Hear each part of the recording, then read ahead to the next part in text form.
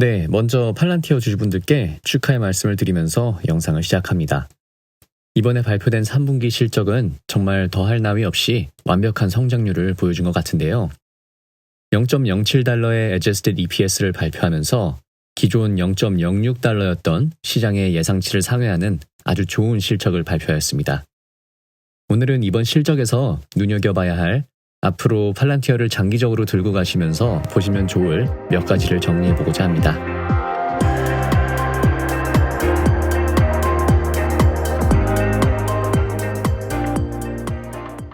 이번 3분기의 발표가 매우 중요했던 이유 중 하나는 바로 팔란티어의 S&P 500 편입 기준 달성 때문이었죠. 팔란티어는 이번 분기에 흑자를 내므로써 4분기 연속 흑자 달성을 기록하게 되었기 때문에 이제 S&P 500의 편입을 기대할 수 있게 되었습니다. 팔란티어 CEO 알렉스 카프의 주주서한에도 나와 있었다시피 S&P 500 편입 기준치를 달성하기 위해 팔란티어는 수년간 노력해왔고 마침내 2023년 이번 3분기 실적을 통해서 이 목표를 달성하게 되었다고 하죠. S&P 500에 편입이 되면 다들 잘 아시겠지만 주가에 매우 큰 모멘텀의 시작이 될 수 있는 계기가 될 수도 있습니다. 많은 기관들이 필수적으로 팔란티어를 그들의 포트폴리오에 추가시켜줘야 하기에 주가가 급등할 가능성이 매우 높아지게 됩니다. 실제로 2022년 12월 21일 테슬라가 S&P 500에 포함이 되었을 때를 기점으로 주가가 많이 상승한 것을 볼 수가 있죠. 룰루레몬 또한 10월 13일에 S&P 500에 추가가 되고 나서 주가가 급등한 것을 확인할 수 있습니다만 이는 어디까지나 가능성일 뿐 꼭 주가가 올라가게 되는 것이 보장되는 것은 아닙니다. 예를 들어 그 한 달 전인 9월 18일에 S&P 500에 추가가 된 에어비앤비의 경우는 오히려 하락하는 모습을 보이고 있죠. 팔란티어가 S&P 500에 언제 추가가 될지에 대해서는 아직 정확히 모릅니다. S&P 500에 포함되어 있는 500개 회사들 중 한 곳이 재정적으로 문제가 생기거나 인수합병으로 인해서 빠지게 될 때 추가 리스트에 올라온 회사들 중 한 곳이 추가가 되는 그런 구조이기에 그 시기를 정확히 예측하는 것은 어렵습니다. 예를 들어서 가장 최근 마이크로소프트가 S&P 500에 편입되어 있었던 액티비전 블리자드의 인수합병을 완료하고 S&P 지수로부터 나가게 돼서 그 자리를 룰루레몬이 차지하게 된 것처럼 S&P 500의 구성 자체가 바뀌게 될 때 팔란티어가 그 기회를 가지게 될 수 있는 자격을 갖추게 된 것입니다. S&P에 대한 이야기는 이쯤으로 정리하고 이제 알렉스 카프의 주주서한에서 볼 수 있다시피 팔란티어의 순이익이 지난 분기들보다 2배를 넘게 뛰게 되었다는 점이 매우 중요합니다. 팔란티어의 근본적인 매출 구조 파이프라인과 그 수익의 스케일이 아예 달라지는 하나의 터닝 포인트가 되었다는 것을 이번 발표를 통해서 알 수 있게 되었습니다. 알렉스 카프의 주주서한에선 이번에 새로운 차트가 하나 추가가 됐는데요. 지금까지 이런 차트는 알렉스 카프가 발표한 적이 없었는데 바로 직원 한 명당 팔란티어가 벌어들이는 매출에 대한 추이입니다. 2019년부터 정리를 해서 지난 5년간의 추이를 살펴보는 그런 그래프를 발표하게 된 것인데요. 직원 한 명당 발생시키는 매출의 규모가 계속해서 상승하고 있다는 점이 매우 인상적입니다.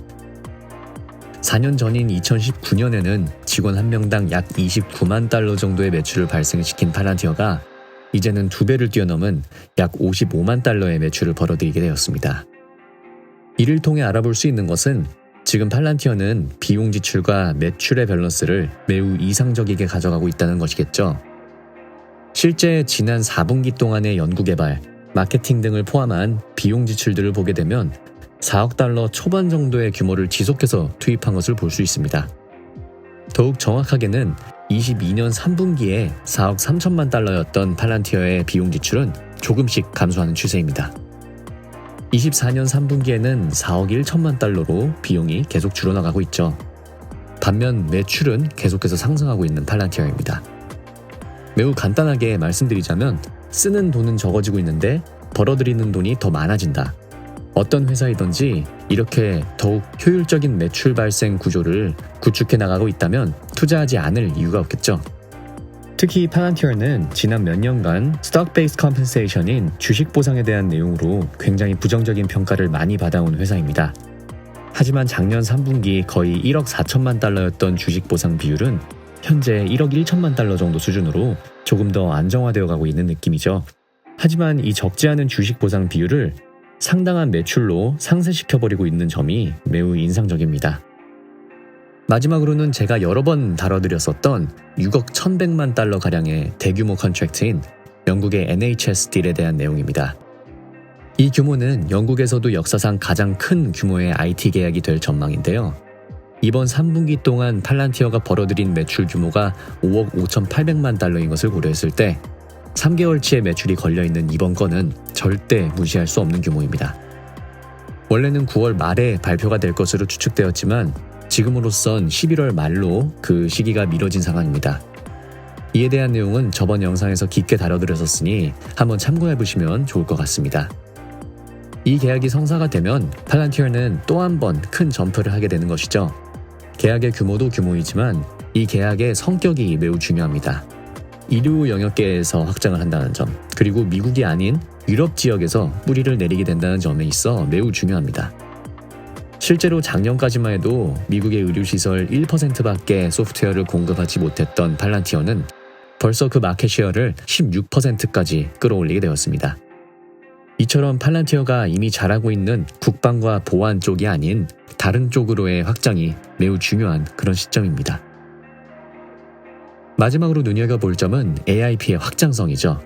대규모 언어 모델을 접목한 팔란티어의 소프트웨어 AIP는 지난 6월 AIP콘을 통해서 발표가 됐었습니다. 이때 당시 거의 1년치의 문의가 6월 한 달 동안 들어오게 되었다라고 말을 했던 알렉스 카프였는데 실제 AIP를 발표한 지 5개월도 안 되어서 벌써 300여 개가 넘는 회사에서 AIP 프로그램을 사용 중이라고 하니 이는 매우 고무적인 상황입니다. 이 AIP 플랫폼은 민간 기업의 사용에 굉장히 많은 채널을 열어주게 할 것으로 제가 이야기를 해드렸었는데 실제로 미국 민간 기업 부문 매출이 2분기 YOY는 20%의 성장률을 보여주었지만 이번 3분기 YOY는 33%의 성장률을 보여준 만큼 AIP 플랫폼이 팔란티어 매출 구조에 매우 중요한 역할을 한다는 것을 저희는 볼 수 있습니다. 그리고 이에 대한 증가가 지속적으로 예상이 되기에 팔란티어도 매출 가이던스를 높여주면서 이렇게 주가가 많이 올라가고 시장에 좋은 분위기를 형성시켜주게 된 것이 아닌가 예상을 해봅니다.